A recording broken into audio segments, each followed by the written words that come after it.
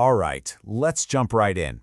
Today, we're going to talk about one of the most incredible stories ever told, the 40-year journey of an entire nation through a barren, hostile desert. But here's the thing, this isn't just a story about survival. It's really about what happens when you have to follow a guide, even when the path ahead is completely unknown. So check this out. Right from the get-go, the source makes one thing crystal clear. This wasn't some group of nomads just wandering aimlessly. No way. Their entire journey, when they moved, when they stopped, every single decision, it all came down to this one visible, unmistakable sign. All right, so let's get into what this guide actually was.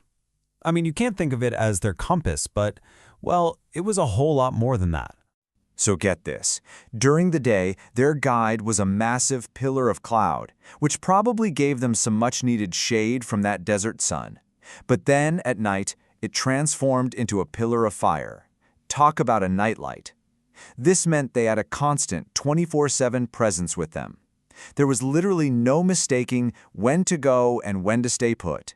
Okay, so you've got your guide, you know where you're going, sort of. But what about staying alive? I mean, we're talking about a massive population in the middle of absolutely nowhere. And this is where the story shifts to something just as miraculous: provision. Seriously, just pause and think about this for a second. How on earth do you feed an entire nation?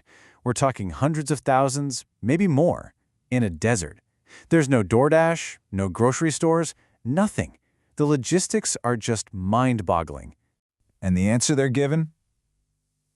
Well, it's pretty unbelievable.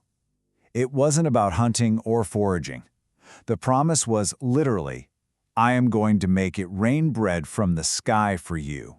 But here's the catch. It wasn't just a free-for-all buffet. There were rules. First, you only gather enough for today. If you try to hoard it, it'll just spoil. Second, on the 6th day, you gather a double portion, because on the 7th day, you rest, and nothing appears on that day. So every single day becomes this incredible exercise in trust. You have to believe there's going to be more tomorrow. And it wasn't just this bread from heaven.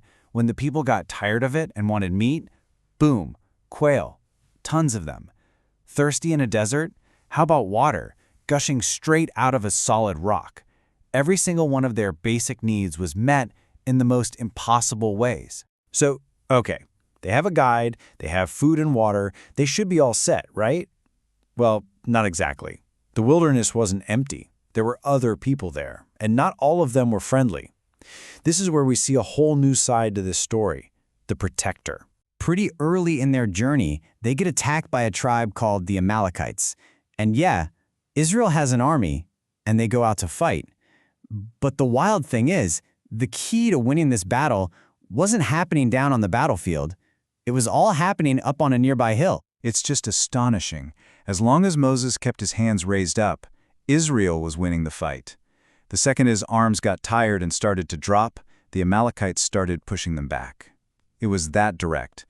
It got to the point where his companions, Aaron and Hur, had to literally sit him on a rock and hold his arms up for him until the battle was completely won.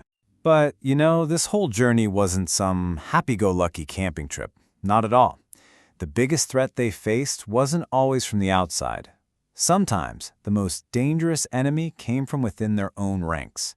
And this is where things get really tough, where we have to talk about discipline. You can almost imagine it, right? 40 years is a long, long time. And even with all the daily miracles, the strain of just being in the desert wore them down. So they started to complain, a lot. They grumbled against their leaders and against God himself, questioning why they were even out there. And this complaining, it had real severe consequences. At one place, a fire just breaks out and scorches the edges of the camp right after they complain. But the complaints didn't stop. They got worse, more direct, and the response got even more grave. And this is the stark reality of that consequence. The camp was suddenly overrun with what the text calls fiery serpents. They were venomous. They bit the people, and many of them died. It was a terrifying, deadly plague. So in the middle of this absolute chaos, with people dying all around them, God didn't provide a complex ritual or a bunch of different options. Instead, he offered a single, astonishing path to be saved. Just one. And this was it, the path to healing. Moses was told to make a serpent out of bronze, put it on a pole, and raise it high in the middle of the camp. The instruction was incredibly simple. If you've been bitten, all you have to do is look at the bronze serpent and you will live. It was a pure act of faith. Just look and trust. So what do we do with all of this? When you put all these pieces together, the cloud, the manna, the battle, the serpents, a much bigger picture starts to emerge. This wasn't just about a physical journey. It was about a relationship being forged in fire.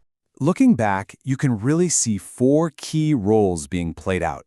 You have God as the guide, showing the way. As the provider, giving them exactly what they needed. As the defender, protecting them from their enemies. And finally, as a father, who has to bring discipline when it's needed. And this really nails the ultimate purpose. The source tells us that every single part of this journey, the good, the bad, the miraculous, and the painful, it was all meant to shape and prepare the people for their future. It was a 40-year transformation. And that leaves us with a final thought to chew on. This ancient story is presented as a profound lesson in trust and reliance. It makes you wonder, what about the wilderness moments in our own lives?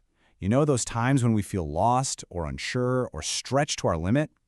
What are those moments meant to teach us? Thanks for joining this explainer.